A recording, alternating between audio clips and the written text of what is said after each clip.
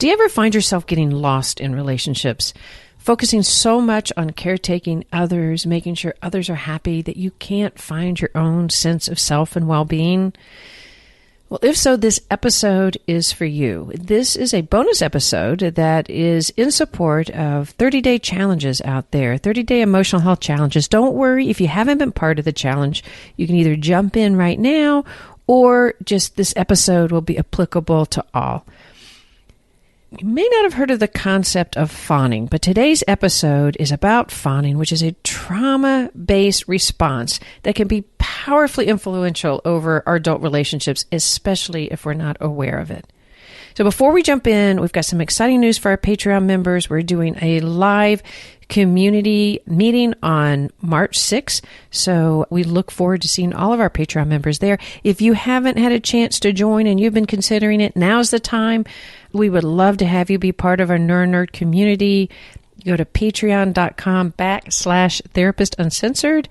And your gift there would not only bring you into this wonderful community, but would really help support us. All right, well, let's jump in. Hey, everybody. Hey, everybody. Welcome to Therapist Uncensored. This is a podcast that breaks down interpersonal science into practical and understandable tidbits. And as you listen, I can just imagine little light bulbs of insight appearing above your head. You're going to be surprised and touched at what you learn about yourself as you get more accurate and in-depth view of your mind and your heart, and as you figure out those close to you. Therapist Uncensored brings you decades of experience with interpersonal psychotherapy, relational neuroscience, modern attachment, and anything else they think will be helpful in healing humans. Now, here are your co-hosts, Dr. Ann Kelly and Sue Marriott.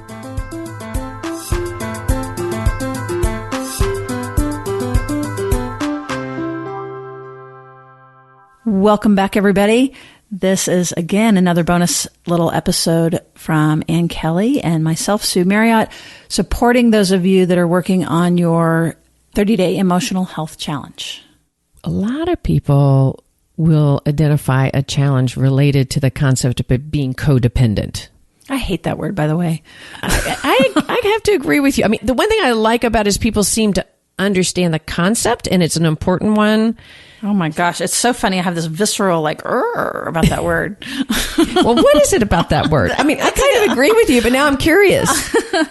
This goes back to me being in the field for a long time, but, it was so popular for a while and it became this go-to word related to relationality and women in particular. So it's a part of me that's like, it's very easy to pathologize caretaking or ways that we've been socialized to connect, particularly as women, but not only. And then having somebody else stand back and call that, if we do our job really well, then we're called codependent. I don't know. And the other thing is, it's like, some of it was, 97% of people are codependent and the other 3% are in denial or, stuff like that. That it's like, how is that even meaningful? So I'm sorry. I don't mean to go off on that crazy tangent. I think what you're saying though is you feel like it can be overused and oversimplified, and in some ways shaming, right? Like you're codependent. There's something about that is actually a little shaming of being connected and relational. It can sound that way. Well, yeah, I think it even can be used that way. Right. But that's not how you brought it up. You were bringing it up around this interesting new idea around that. Yeah. And I also want to say that I think there has been, just to not completely defend the word, but those individuals that have had some relief learning about it. Yeah, I think that's true. And have really grown and have groups around it where people who felt really bad if they were taking care of themselves and feeling really horrible and feeling really like selfish, and to get out there and to get empowered by the word. And many people have developed some empowerment about the idea that one can live too much on the experience of being there for other people. So I think this new word you're going to like a little bit more that's related, and that is the idea of fawning. So Peter Walker is the person who coined the term fawning. He is a clinician that has worked and written quite a bit on C-PTSD, which is complex post-traumatic stress disorder. So it's trauma basically that isn't just one event that happens, but more of like the drip factor. Like an example would be chronic neglect emotional, maybe abusiveness, the effects on the body as it stays over time. And then if you think about it, when something's chronic, our entire body has to adjust to that experience. It's not a one-time experience, so your entire body ends up in the way of being adjust to incorporate that experience. So one of the reasons that we wanted to bring this idea in, this concept of fawning, what I love about it is it ties people-pleasing and compulsive caretaking and some of the things that are actually more trauma-based. And before we've talked about implicit learnings and implicit adaptations that helped keep us safe. Well, what he's bringing into mind is the idea that an outcome of trauma can be complicit caretaking, so much so that the person loses themselves, can get in very dangerous relationships. And it's one of those things that the closer you get to someone, as you get more attached, then you're more likely to lose yourself. Like it's a lot harder than to set a boundary or to express disagreement or to differentiate because your attachment system is activated now with that person. Right. And for those of you that just, even when you hear the word set a boundary, that it creates anxiety. Yes. You have this, you feel that is something that's negative and rejecting, or that somebody else is something to listen to. And what I like about the use of fawning is that we are bringing it down to a implicit body response. And I think that's less shaming. It's not just a choice being made to over caretake and care for others' needs. It's really created out of this fear of, if I don't, I'm not going to have a sense of attachment. I'm going to be alone. I will be lost, especially often people who have had a parent that might be narcissistic invites a kind of fawning response. If you don't, in fact, mirror the needs of a parent, you would feel this implicit experience of either a rage response or a rejected response. So for an infant and young children to learn that, to stand separate from that parent is going to create an implicit anxious response. You are going to develop a style that learns to adapt to that. And we've heard of this, over time, like role reversal in childhood. Like one of the signs actually of disorganization in kids is a really strong role reversal where the child is the one setting the boundaries for the parent, and the child is the one even reprimanding the parent, running the schedule, things like that. And that's an example of how it flips, where the child is not thinking about themselves, they're thinking about the adults in their environment and then managing them in order to keep themselves safe, which is not at all what a child should have to do. So that's probably a precursor to fawning. One of the things we wanted to point out about this is that this isn't a Steve Porges polyvagal, necessarily a neuroscience validated word. This is more in the clinical realm. This is a therapist who has found this description to be helpful to his patients, which is different than some of the things we talk about, which are sort of more specifically neuroscience based, like the vagus nerve and even fight, flight, freeze, which has been validated and is absolutely physiologically what's happening. But people are beginning to talk about, and we've even mentioned it, fight, flight, freeze, collapse, faint, fawn. Like these are all other words that our nervous system does do related to keeping us safe. But I just want to make the distinction between, this is a clinical concept right now that I'm aware of. And if I'm wrong about that, I would love to hear from you. Well, and maybe even getting more in depth about what the concept is of fawning. Fawning, an aspect of that is an experience of merging with someone else. We're merging with somebody else's wishes, needs, and desires at the cost of one's own. And often without even the recognition of one's own. An expression could be, I'm happy when everybody else is happy. But what makes you happy? What makes me happy is when everybody else is happy, right? So that can be an expression, but it's an aspect, and it's something that I can relate to, something about my personal challenge. When I know everybody else is experiencing a great movie, I'm going to have a good time. But I do draw the limits on animations. I was going to think about horror movies. Yes. I don't care how happy anyone else in my family is. I'm not doing a horror movie. So that element of fawning is, somebody that can merge with others' wishes, but it can happen to this deep. We all can do this, right? It's not like, because there's a socialization piece about this. Yes, it can be a real strength.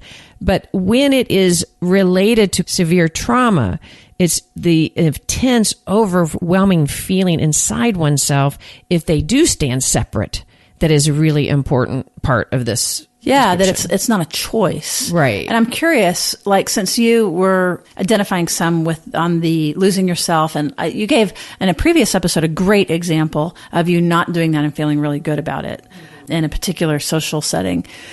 Does this feel like that this fits for you related to the trauma piece, to the compulsive piece? Or, you know what I'm saying?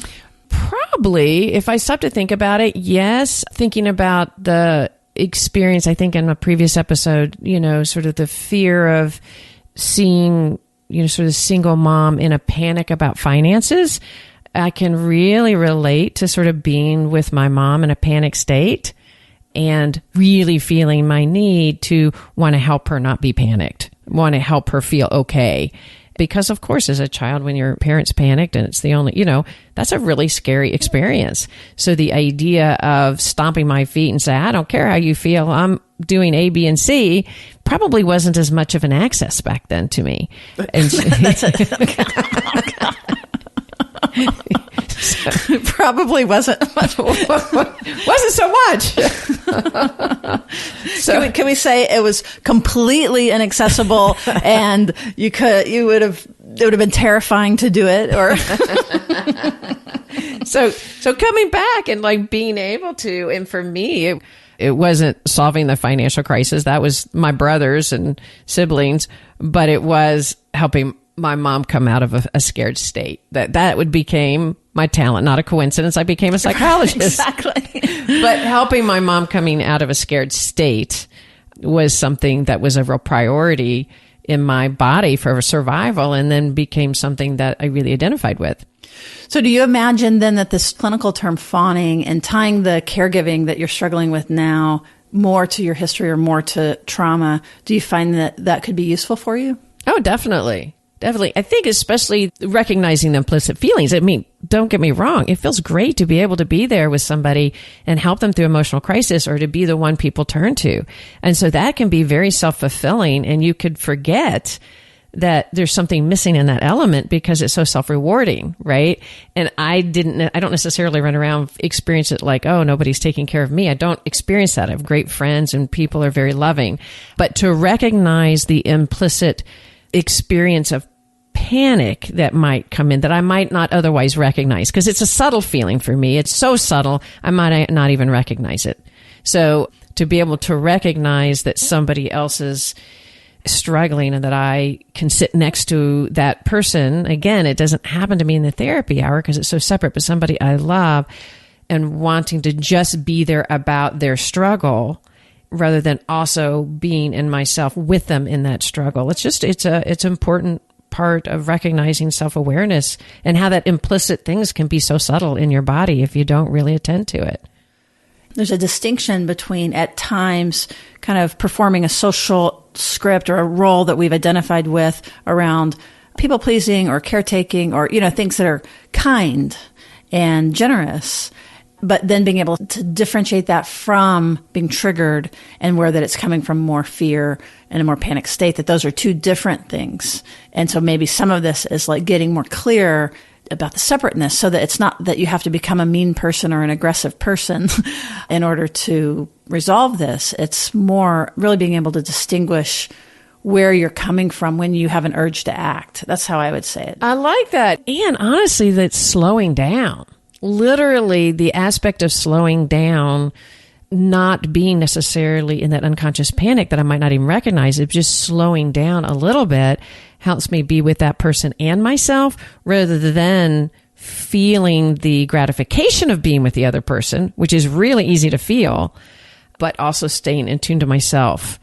And so it's just a subtle little shift in slowing down, but makes a big difference. So one of the things that you're highlighting about this, so anybody that can identify some with this idea of fawning, obviously this is kind of more on the red side, preoccupied side, anxious side.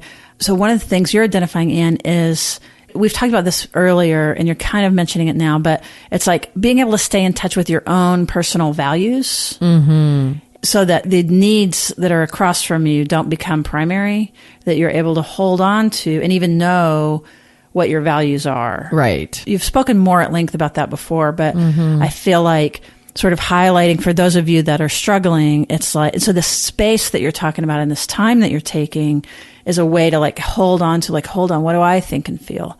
Values can be a loaded word, but really like, what am I wanting to do with this? What serves me? Right. So one of the reasons why when we speak about mindfulness so much on this podcast, mindfulness and meditation, literally that's the pause. Literally, it's amazing how much a pause in our experience about things, even before we react to somebody, or just taking a moment of pause in internal connection. It's an internal connection to self that then allows us to connect to another and exist. If you're around somebody who is too caretaking, and we probably have all had that experience where somebody is caretaking and about the other person, it's an interesting experience if you're around that, because you almost want to push them back, right? It actually brings up some feelings. Aggression. Right. So if somebody is so extreme in the fawning department that they don't know it, they actually can, unfortunately, elicit aggression in other people. Yeah, and part of that is because they've cut off their own sense of aggression. Yes. That they're not aware of their own needs. Maybe their need is for you to be happy or you to need them, but it's not the person who we're helping. It's not their need to be taken care of. It's my need to feel like I'm taking care of you. You know what I mean? Yes. It's my need either to feel needed or to... So it's actually a selfish, aggressive act. And I say this again with love. We're just trying to pull it apart. That like, let's say when I'm actually triggered, not just when I'm being kind, but when I'm triggered and doing something out of an implicit fear, and it's more compulsive, that really what's happening is my need to not feel those feelings become primary over what the other person needs. And so at times if we keep giving them that, it can actually disable the other person. I'm thinking of a parent and a child, for example, or a parent and an adult child in particular, or even couples, that if we're giving, it really teaches the other person to sit back and to like, wait for it, not to express their own needs, not to be able to differentiate, you know what I'm saying? So I like thinking of aggression because it can be aggressive. Again, aggressive we don't see as bad. It's like a life force helping us get what we want. I'm thinking of the aggression seminar that we attended where Patty Alwell, former Therapist Uncensored co-host. Yes, reminded us that aggression is about being aware of and getting your needs met. We think about aggression in the terms of sort of an act of violence. And so it tunes that into a different thing. The act of getting one's own needs met means you have to know what your needs are. And then the act of connection and what other people's needs are. And now then that's what you're saying with mother-child. If your need to be a mother is to serve and be a great mother and you're getting all the needs met for the child, it's really about this unconscious need to be a good mother. Totally. And that's why I'm calling it selfish. Again, that's not with criticism. It's just naming the truth. Like it's about ourself. It's not actually about the other person. Well, it's so interesting. You call it selfish, and I get that. I think often it feels selfless. Right. I don't have a need and you do. And so it's selfless. But one of the things I like to mention about selfless is if you really separate it, it's selfless, right? Like there is no self. Right. That's where it becomes kind of aggressive because I'm going to lose myself, quote, for you, which kind of means then that you're responsible for me because now I have no self. And kids can feel that. Yes. Right? They can feel that I need to be this good kid because my mom or my dad's put so much into me. So the idea of, I think your good example one time, this is a silly one, but it's like your child saying, I'm cold. And the mom jumping up and grabbing a blanket. And we're not talking about a 4-year-old. We're talking about an 8-year-old, instead of the child saying, Mom, could you hand me the blanket? Where the child's identifying their need and then making a request rather than anything the child mentions, it becomes the act of somebody else's need. And part of what this then can tune us into, so for those of you that are identifying with this, it would be helpful for you to begin to pay attention to how you ask for your needs to be met and also begin to study how other people ask for their needs to be met. It gets really interesting. So your example that you had the other week about your experience with the show. So shorthand, I was at a show. For those that didn't hear the other episode, I was at a show where it was incredibly wonderful and emotional. And my friend was having an experience of crying. and feeling very intense. And I was able to be with her in her experience, but really also tuned into myself and what vivacious feelings I was having. Right. So then if we go and examine that a little bit more with this question of how do we express our needs, that the old model would have been that the crying inside, I think, that the crying was, you should take care of me. The crying would have been interpreted as a bid for come take care of me now. Which it wasn't at all, right? In this case, it wasn't at all. It was them being in their own experience and you being in your own experience. And I will add that she was in her own experience, but she did want to share it. I mean, like it wasn't like over there to the left, she's having her own experience and she was sharing it with me in the emotional place, but she wasn't asking for me to caretake. And if I wasn't aware of myself, I would have thought, oh my God, and it wasn't that at all. It was a shared experience. The other one we want to tell everybody, and this is important, is we all want people to read our minds. And we all want people to get it right. And we don't want to have to say what we need. We want people to just know and get it right every time. But in this world... Is that bad? Yeah. Bad news. In other words, in this world of adults, we have to always say what we want and need. And we hear this all the time. Well, you should know. If you love me, you would know. And we are calling that out. It's like we get the feeling, we have the feeling even, but we have to use our words as we teach our kids.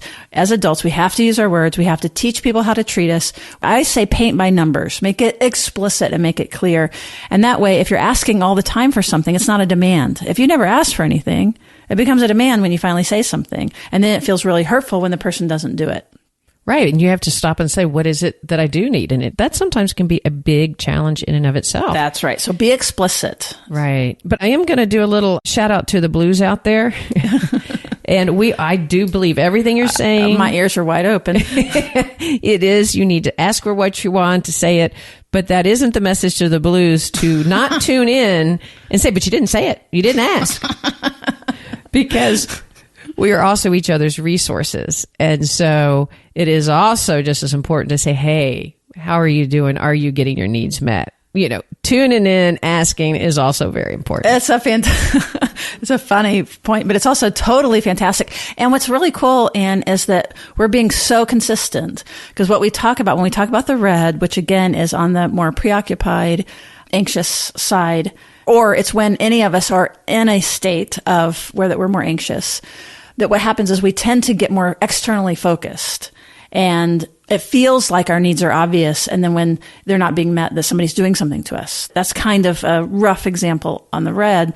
But when you're in the blue, the opposite happens, which is that we're more cut off interpersonally. And so we know what we're thinking and feeling really easy. And we make the assumption that the other person, if they want it, they're going to ask for it. Well, actually, hang on, correction, because I can hear people going like, wait a minute, we don't always...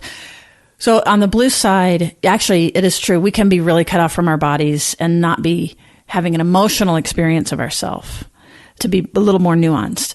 But as far as like being able to say, I want Chinese, or I want good Tex-Mex, or whatever that is, that's typically easier. So on the blue side, we always encourage exactly what Anne's saying now, which is to tune into the other person. It's like, okay, yeah, you want Tex-Mex, but what do they want? It might not be as easy for them to say what they want. It doesn't mean they don't have an opinion. It might just mean that you always are the one that leads, and so they are just naturally following. So if you're out there listening and you recognize your partner or your friend always says, sure, that'd be great, whatever you want, that might be a sign not to get angry and say, and that can be a temptation. I see that a lot in couples. Get angry is like, God, why don't you ever make a decision?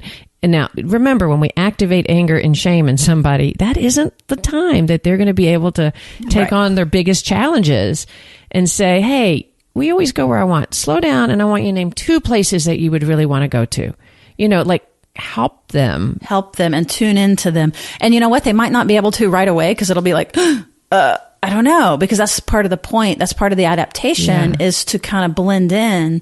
And so it can feel a little threatening. So then you can say things like, okay, well, I'll pick this time, but I want next time, for next week. I want to do something with you, but take your time and I want you to really pick it, and I'm going to love it no matter where it is. Like, you really help them be able to claim themselves, which takes us back to fawning, which is our topic today of, this is part of what's hard, is making a decision, being able to kind of put your stake in the ground and say, this is who I am, this is where I am, being able to differentiate.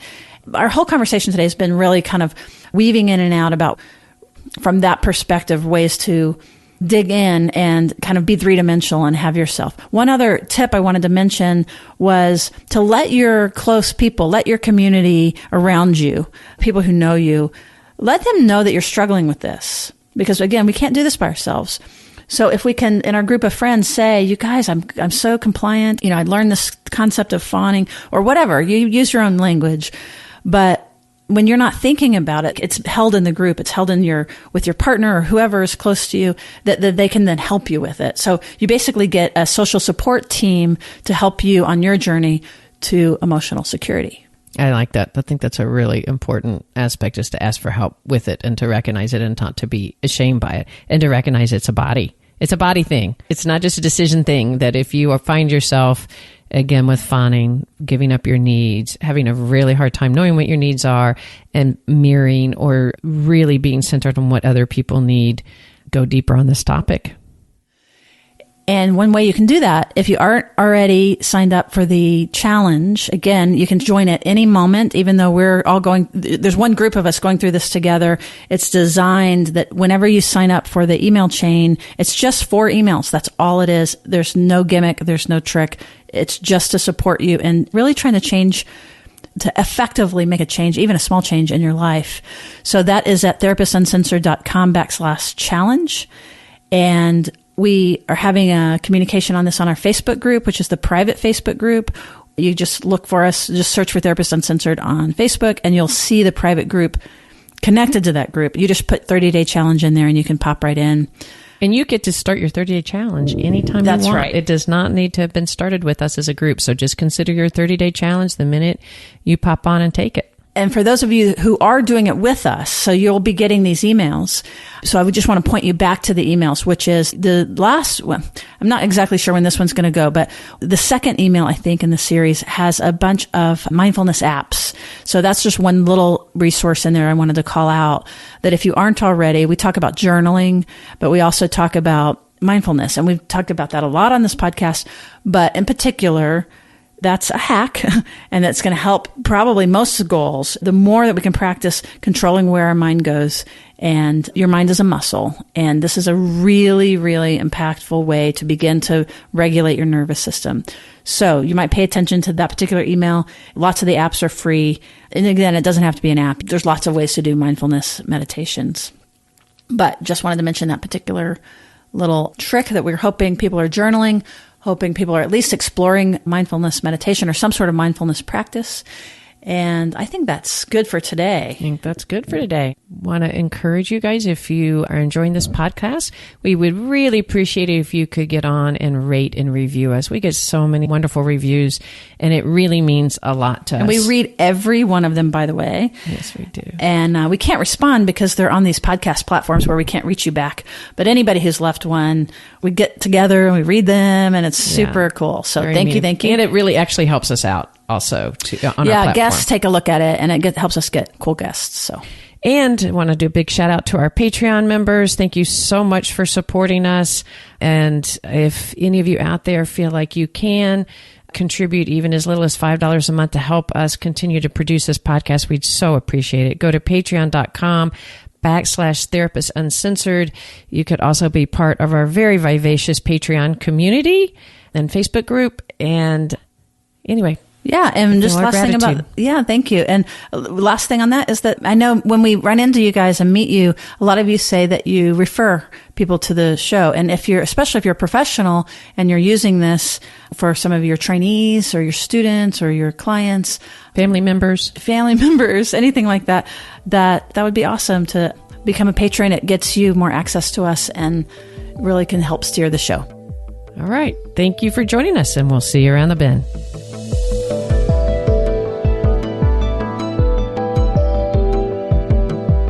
Therapist Uncensored is Ann Kelly and Sue Marriott. This podcast is edited by Jack Anderson.